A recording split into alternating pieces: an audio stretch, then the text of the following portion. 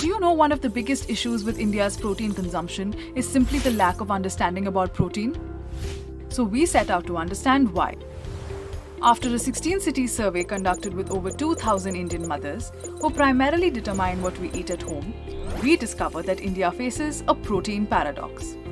A unique muddle of knowledge, perceptions, and practices that keep most of us from consuming adequate quantities of quality protein.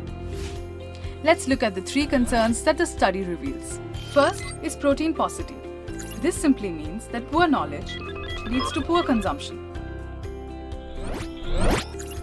95% Indian mothers said they knew protein is an important macronutrient, but only 3% really knew about its functions or benefits.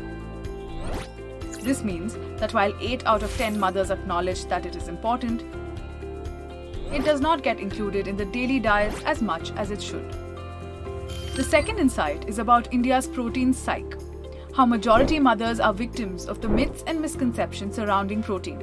Myths such as protein is difficult to digest, leads to weight gain, is only for bodybuilders, or expensive to procure, are all driving Indian households to keep this macronutrient away.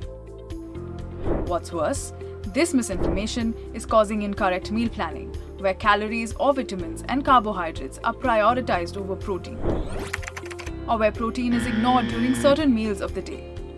The third key concern discovered is protein pinch, a situation wherein most households misjudge protein values in food items and end up consuming only a pinch of the actual requirement.